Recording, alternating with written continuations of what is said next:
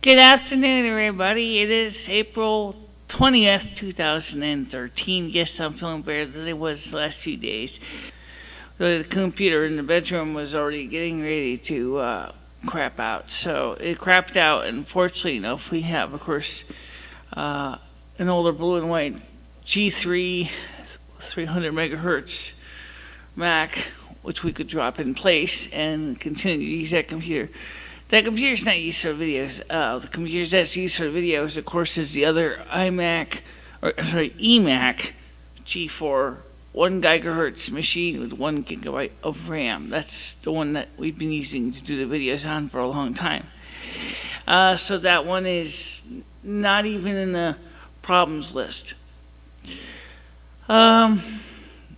Today's episode is brought to you by life learning is fundamentally essential. Every day you learn new things and you grow up and you master things.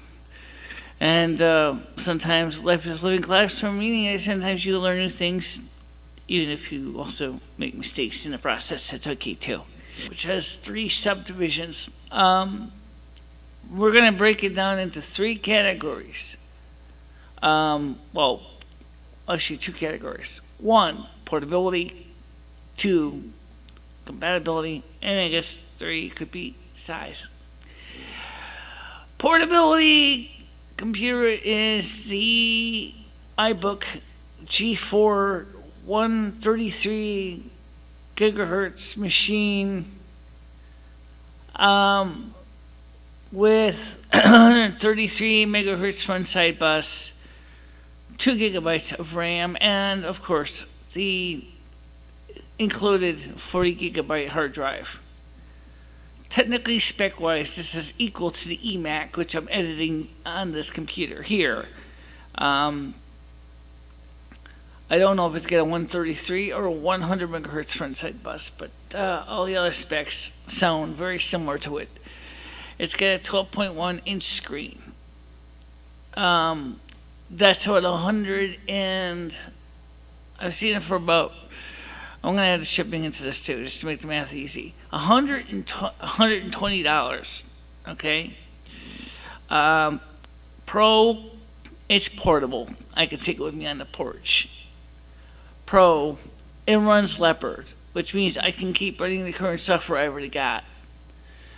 Con, the screen is small, so like all laptops, like I explained one time about my disability, I have to crunch up into a tiny ball to use it, which really kind of stinks. Okay, so that's not really a good thing. I mean, that's bad for my posture. It's going to hurt my back, and by the time I'm done using it, it's trying to type anything long or it's going to be a nightmare. So the only con really is that it's not really ideal for a person who is legally blind. It just isn't going to cut it. I mean, sure, I could use the speech navigation system, or what they call it, text to speech, or type commands, which can make things a little easier. But honestly, this thing is just, other than that, this thing would have been perfect. Now, the other computer, there is one other con. It will not run Second Life very well. It's only got 1 gig to 2 gigs of RAM, or 1 to 1.5 gigs of RAM in it.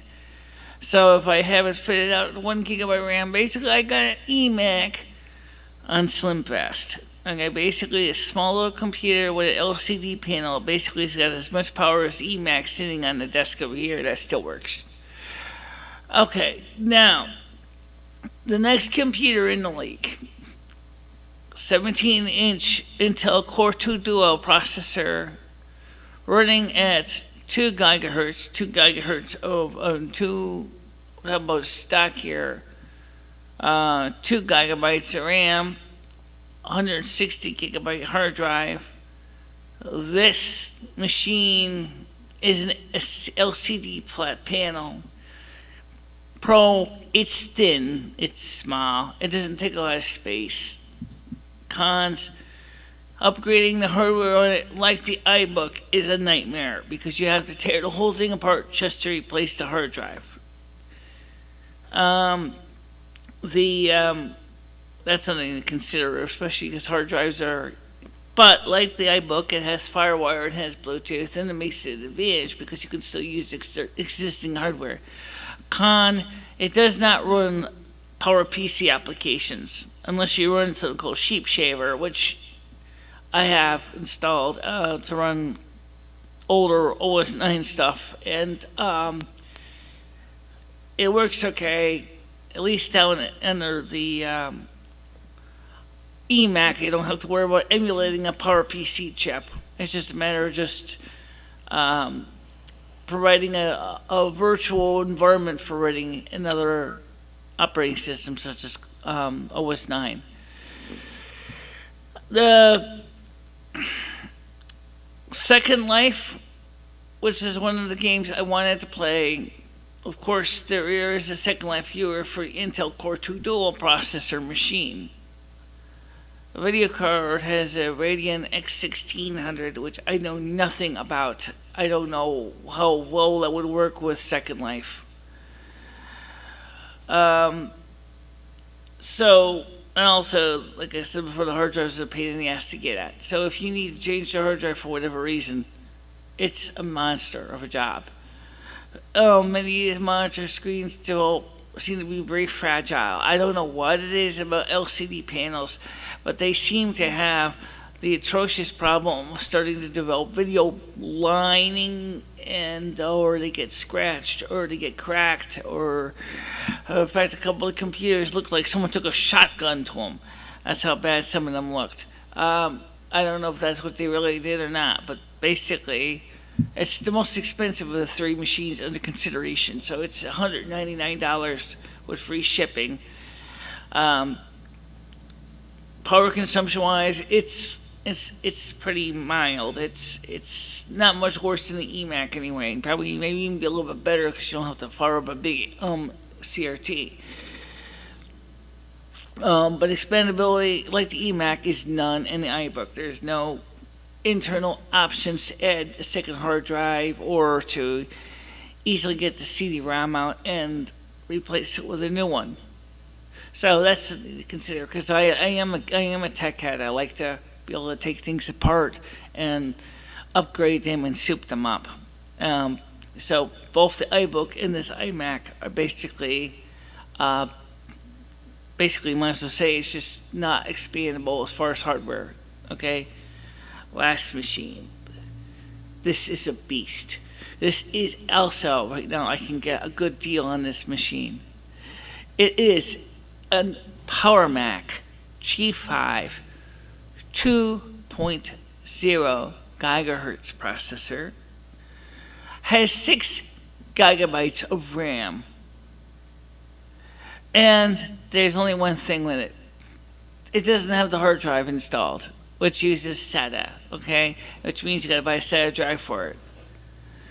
It has PCIe slots, which means just like on my Power Mac G3, you got these really long PCI slots that you can install, 64-bit cards in. Really, really nice. Good piece of kit. Because it is expandable, you can install on it a SCSI card. You can install a USB 3.0 card.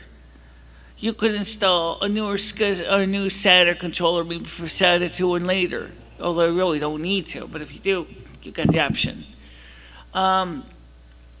You can. There's just so much features you can do with this machine that makes it really good. The video processor comes with a stock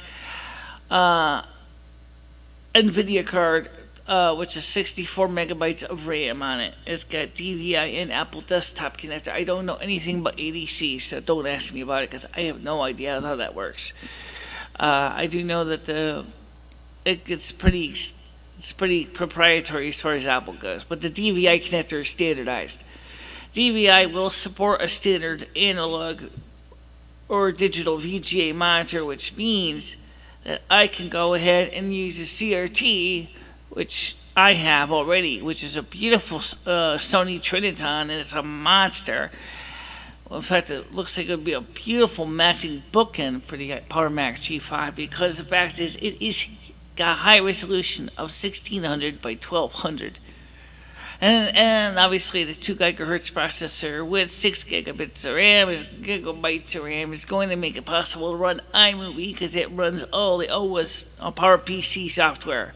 So that would mean that iMovie 6 will run just fine. One absolutely important for me. Can run Linux on it, which means with that much RAM and the Linux and the PowerPC chip, you can really go ahead and compile a Second Life viewer with the latest features and seriously enjoy some really high-powered processing power. In fact, you could even install a RAM disk on that computer, which is really just a part of memory allocated for memory. That could be an advantage, because sometimes it's better not to use the hard drive too much, especially with things that you're always using. I can always come up with a couple examples here. One of the biggest things that Ed likes to use is the 10.4 Fox browser, and to access eBay. Now, we know eBay has a lot of stuff that has to be loaded, lots of images. So you could store it on a RAM disk in the machine for cake. I mean, I would think a gigabyte of cake would be killer good, considering the fact is that I don't think most people are going to hit a gigabyte of storage. So setting up a 1 gigabyte RAM disk with cake support for the 10.4 Fox would be smoky great. Disadvantage, it's a power pig. This thing is a monster. It's huge. It takes a lot of space. That's a pretty big detraction in a place that doesn't have the greatest electricals in the world. You're gonna run a computer that's gonna draw easily 700, 800 watts just sitting there. That's about the same amount of wattage as a little electric heater that Ed likes to run, or one of my air conditioners. Which, of course, in the wintertime also has the advantage. It can be used as a heater. It would be used in the living room here, because the eMac that's been rendering the videos would be transferred into the bedroom, because that's where we'd like to use it. Because so that's something to think about, is when you are going to decide on a computer to buy, is especially if you're at a budget type. Oh yeah, budget price. I didn't talk about that. This computer costs about, without any add-ons, no hard drive added in, no DVI to VGA adapter added in, it's like $115 with the shipping. Which is pretty smoking good, especially for a machine with its 6 gigs of RAM. So I already contacted the seller, and I let him know that I was indeed interested in it, but I let him know that I didn't get paid until May 3rd. So, yes, it does have USB 2.0. Well, that may seem minor. All these computers have USB 2.0 slots. Of all the 3 computers mentioned, this is the only one with a FireWire 800, as well as 2 FireWire 400s. So, that's pretty cool. For everyday use, this computer will be, for video editing is what I want to use it for. This computer would fit very well here into my living room, because it is got a lot of things. Oh yeah, because it's got standard PCIe slots on it, I can plug in a SCSI card. I may even have one that's already compatible with it. I will have to check. Because I have like two cards in the Power Mac G3, one of which I am using. The other one is only installed for the scanner. The one for the scanner appears to be it's a 5-volt PCI. It's not a 3.3 volt compatible PCI card. Whereas the A2B ultra wide UTB ultra wide card from the Adaptec appears to be, as I see in the illustrations, I haven't pulled out of my machine yet to check, appears to be a 3.3 compatible card. The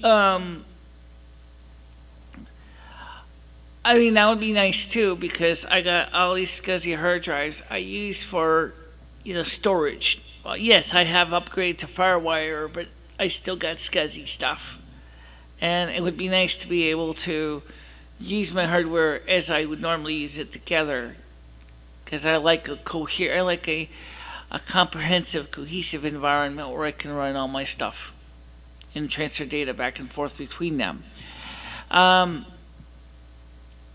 So, given the fact of what I just said for the pros, it seems that Mac definitely would be an advantage.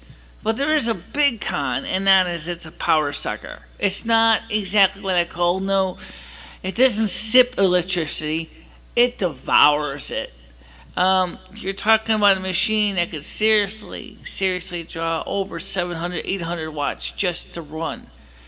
And I didn't even include any of the fact that it's got 6 to 7 fans in the sucker, which have to be cleaned, and it weighs a little bit less than the eMac, but it's still a very heavy machine.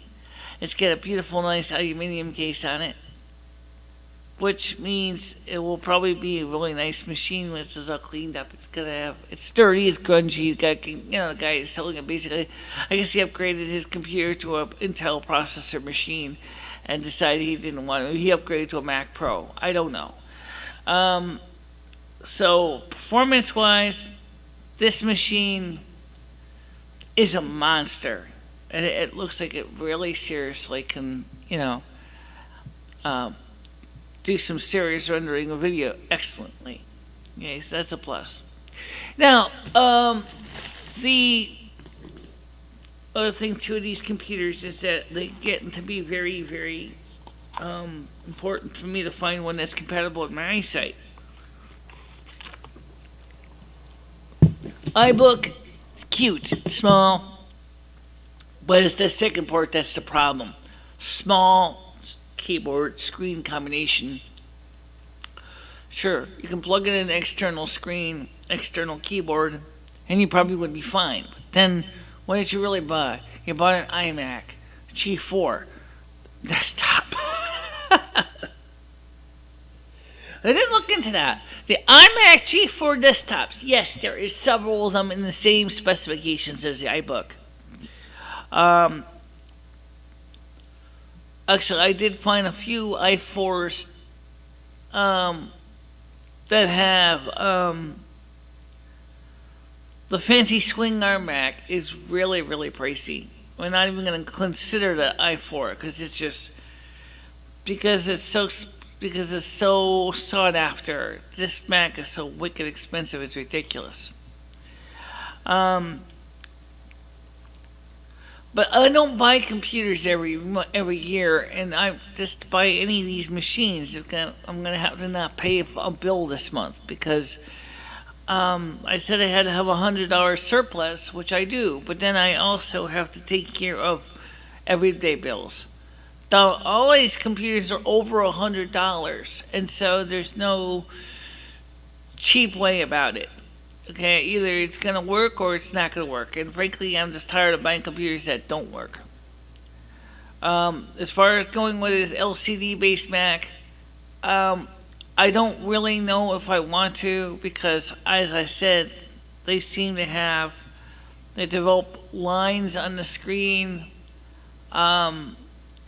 I don't know what causes that, but obviously they said you got to replace the whole panel, and that kind of sucks because I'm not gonna buy a computer that I have to replace the panel on because the panels are pretty pricey just by themselves.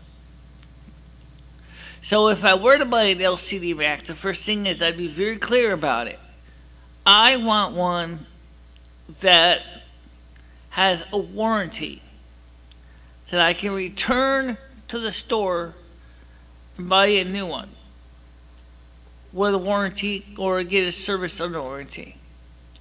A computer for me has to last at least 3 years. And it has to be one where I can easily upgrade. So which means the iBook and the iMac, and yes, even my eMac, are not a good choice. Because all three of these things bury the hard drive in a way you can't even get at it. Well, virtually taking the rest of the thing apart. The same is true with my iPhone. We talked about the iPhone and the battery. I am going to tell you right now, I think I see what Apple tried to do. Okay? They try to make it so that there's no user serviceable parts inside so they can make more money on upgrades. Okay, for a business perspective, I guess that could make sense, but I think for some things, I just... it's a truck. I thought it was one of my UPSs beeping over here. The thing is that there are some people who just need the processing power to render some serious video. Also, it turns out the reason why my G4 has laggy video for playback on YouTube is because that the QuickTime codecs suck. Duh. Like, I didn't figure that out already, right? Yeah, well, I think the problem is with the iMac, in the eMac, in the iBook, it's Michelle, it's pretty much the same thing. You just said, just the fact is that they're pretty much not use as serviceable parts. You can't really just go ahead and just upgrade the hard drives and the motherboards and stuff without, basically realizing you basically have to tear the thing to shreds. I mean, you took the old broken eMac apart, you saw all the screws and bolts and nuts you had to take out just to get the cover off the thing. It was just enough to drive me crazy. I watched you sit there, take the screws out and go... I mean, they bolted it together like there was no tomorrow. Yeah, they did. There was, that's a very good point. It was significantly bolted together. Yeah. So for easy accessibility for a person who's a power user, Power Max, your Power Mac G3 has served you well. In fact, it's surprising it even works good on accessing the internet. It does work. It only got 512 megs of RAM in it, and it's still in Tiger, and it's working very well. So I'd say that just demonstrates the point what I'm trying to get at.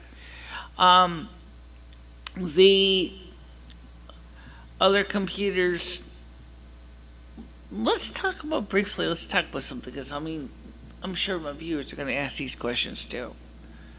What about the Mac Pro? Well, first of all, I never priced it, so I can't give you an honest answer about the features of the Mac Pro. Other than the fact is to say is the Mac Pro Tower was an upgraded version of the iMac G5, so which means it's based on the same kind of design of it. And it's got the PCIe slots in it, but it's got Intel processors, and it's a little bit more power consumption friendly than the Power Mac G5, but it's not really something I'm really interested in, because the reasons I said about the iMac Intel Core 2 dual processor machine. It doesn't matter if it looks like a munchkin. It doesn't. It's got it's got to be able to support what I've already have invested in. I have a huge amount of PowerPC software. I'm not going to just dump it out the door just because I went with Intel Mac. That's the reason why I've been very adamantly staying away from the Intel line. Now, it's true that with the iMac or the Intel Core 2 Duo with Parallels, you can run Windows XP on it, or maybe even Windows 7. I don't know. But for that kind of stuff, you can get a regular Intel Core 2 Duo processor machine. I replaced this up. I couldn't find one PC board that wasn't too expensive, but I found they do have them. I did find a Pentium 4 motherboard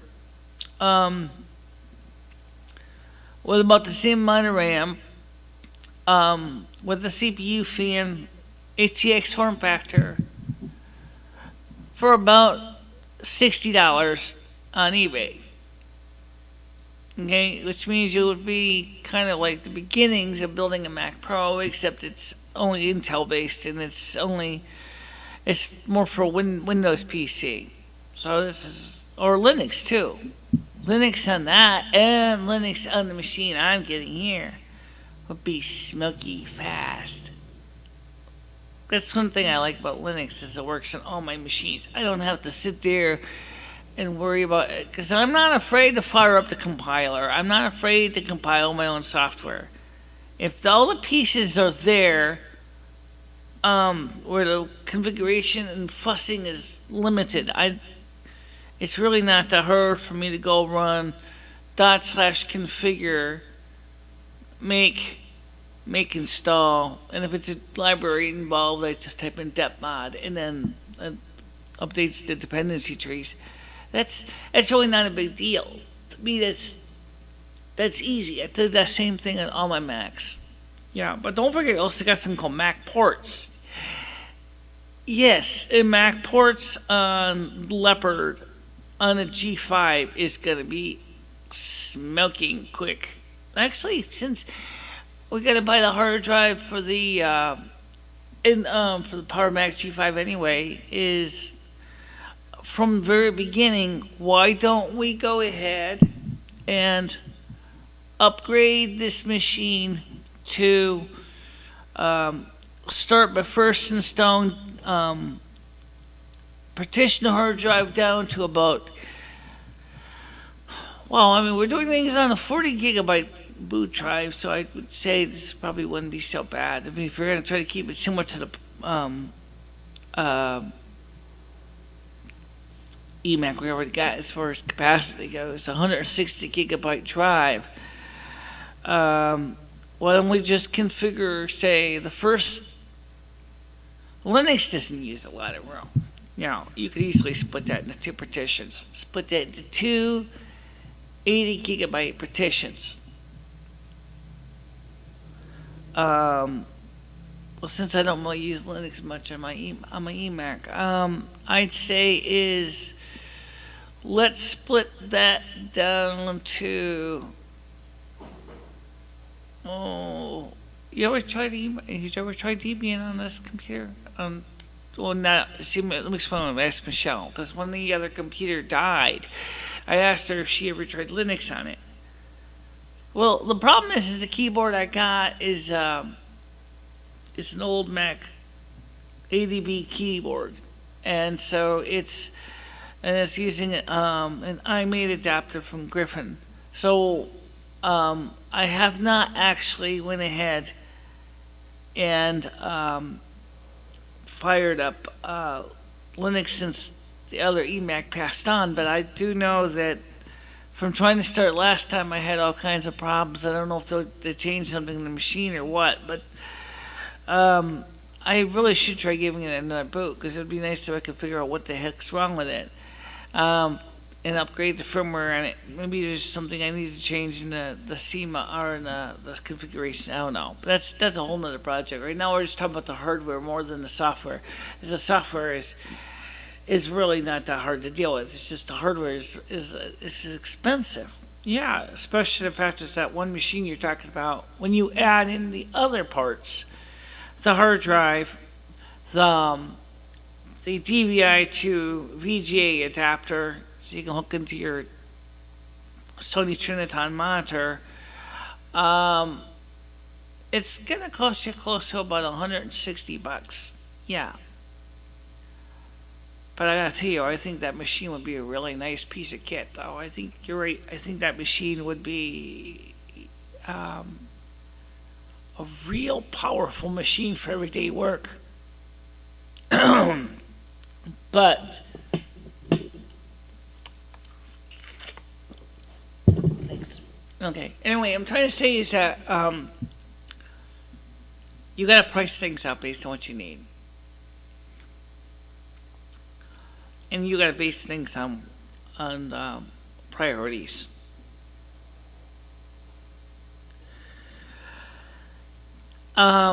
So if you wanted to do something in the short term, then I would say just get the iBook, because that's pretty close to what you originally wanted to spend, and let you use that on a porch. But that would do such a job on your back after a while that um, it'd be miserable for you. hmm Um, so that's just something you have to think about. Now, as far as a desktop, if I could find an iMac G4 that was, what I'm trying to say,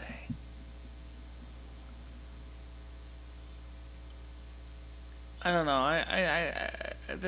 After I've had several Macs, I've had the G3, I've had the G4. I even had the original Performa 6110 CD model, which was the first Mac I had, the pizza box, and it has worked wonderfully well for me.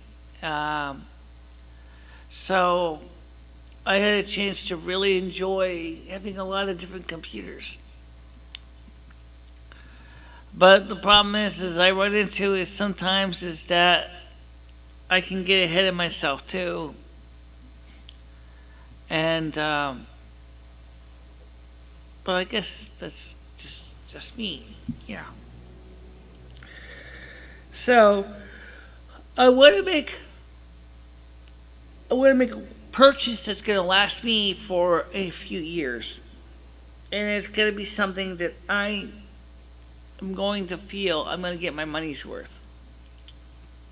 And that's the reason why we have our. Also, don't forget, we still have about another 2 weeks to go, don't we? Because you're talking about the 3rd of May, which is a Friday. So you got this week to go through, and then next week. Yeah. So not this Friday, but next Friday is when you're going to be picking up this thing. And that's something to consider too. Yeah.